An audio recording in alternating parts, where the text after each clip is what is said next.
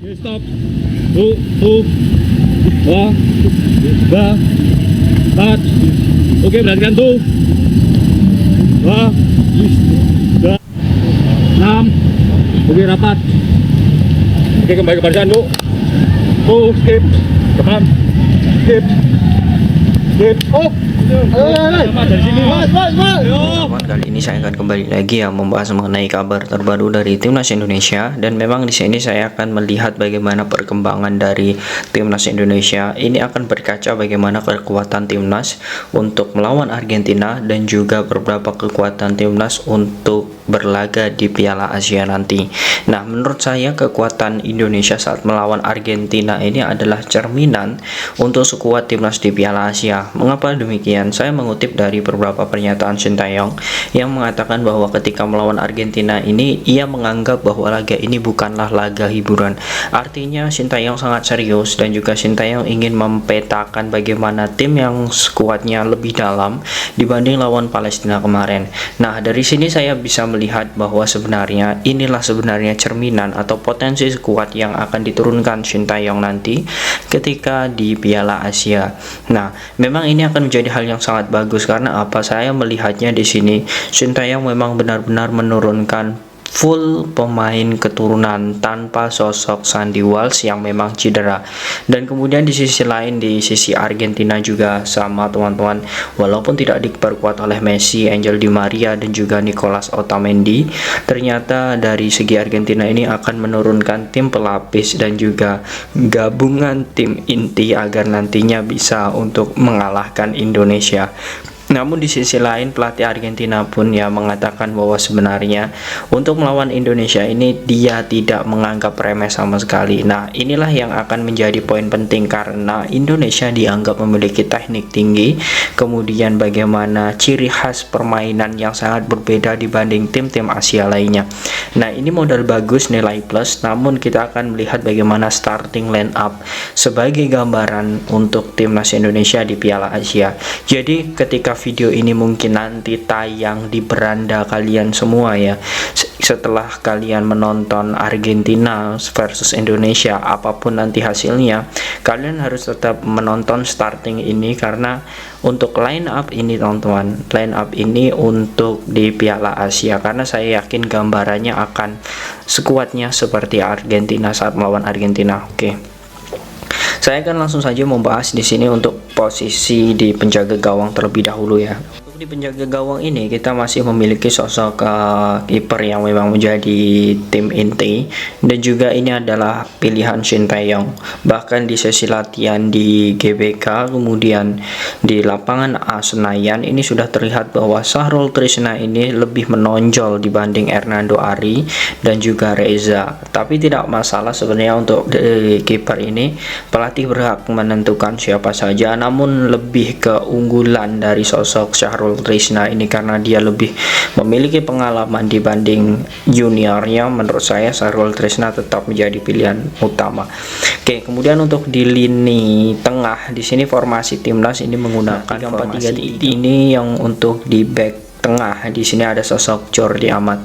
Nah, Jordi Amat ini memang tidak pernah tergantikan posisinya ya selama di Indonesia, selama membela timnas.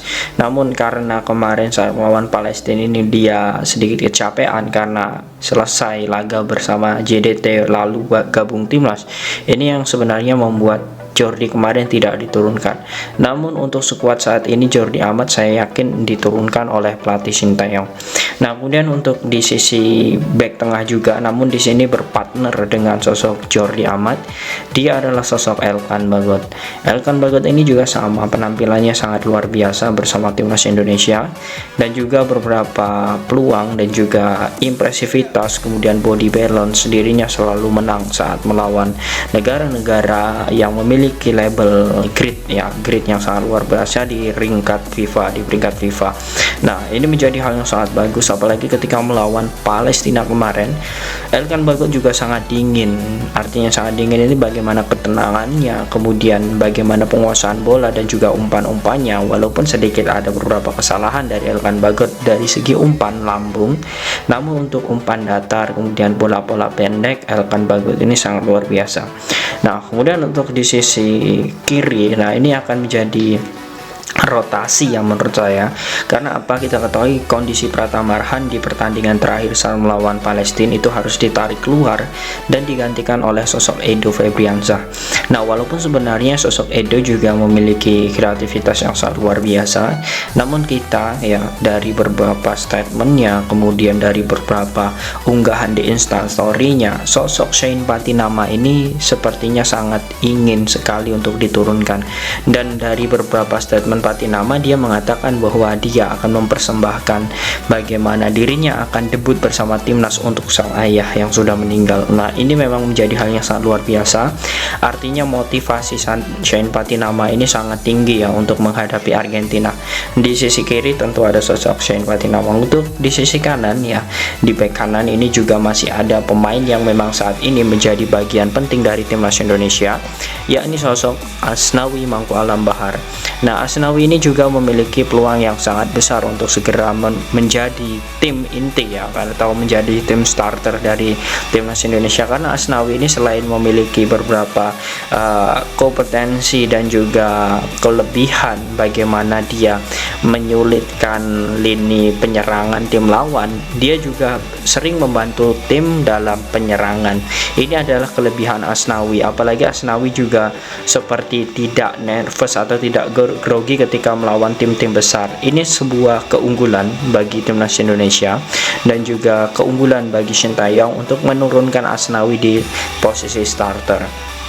Nah, kemudian untuk di sisi lini tengah, nah ini menurut saya di lini tengah ini teman-teman, saya melihatnya Sintayong lebih serius untuk menurunkan trio keturunan.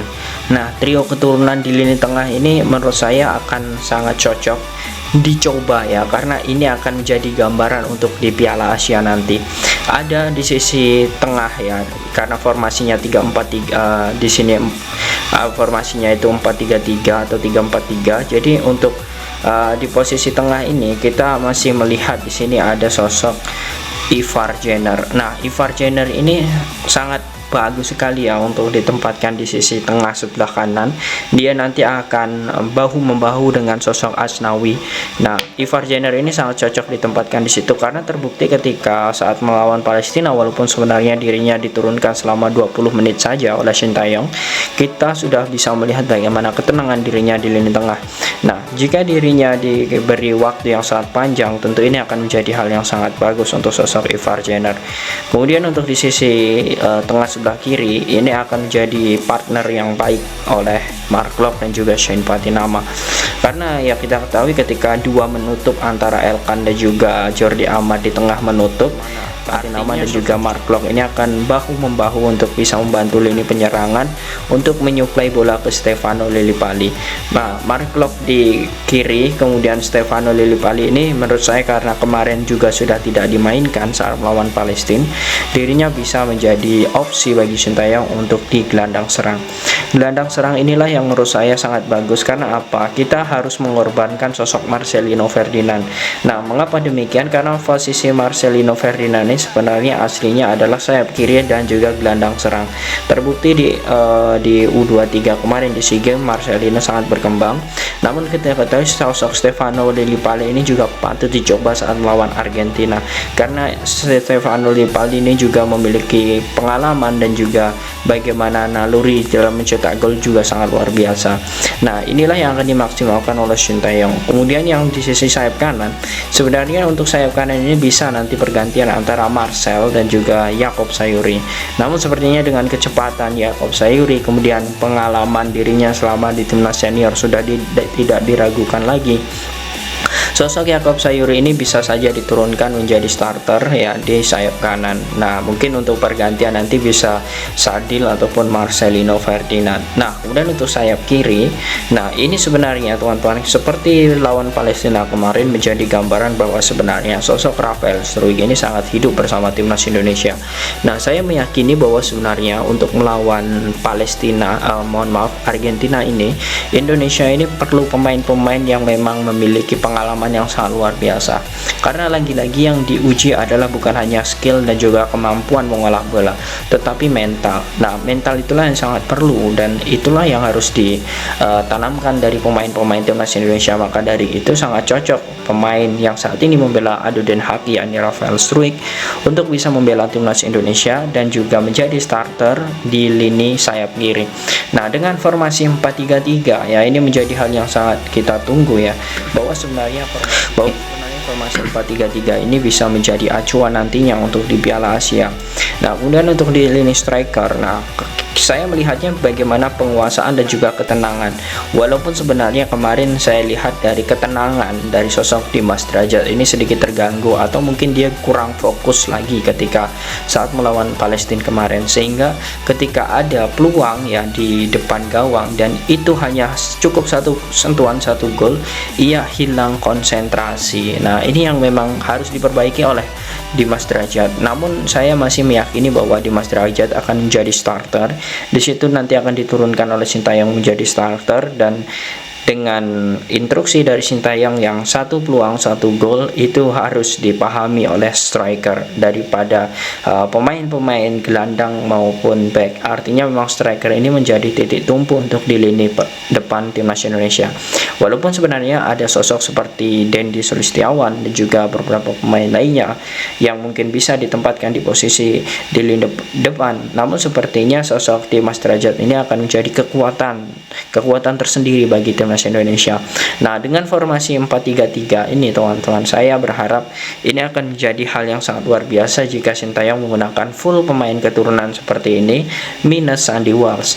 Namun di sisi lain kita akan melihat sebenarnya bukan hanya line up yang akan kita lihat di timnas Indonesia ini, tetapi permainannya, bagaimana taktiknya, apakah sudah berjalan atau belum.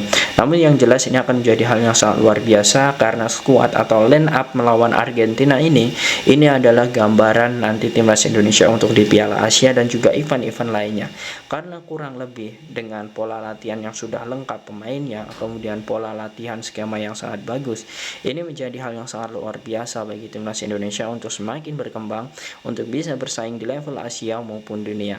Bagaimana menurut kalian teman-teman dengan line up yang sudah saya jelaskan tadi? Apakah kalian yakin dengan skema dan juga rotasi dan juga line up seperti ini? Kalian yakin Indonesia mampu bersaing di Asia maupun level dunia? Silahkan kalian tulis di kolom komentar.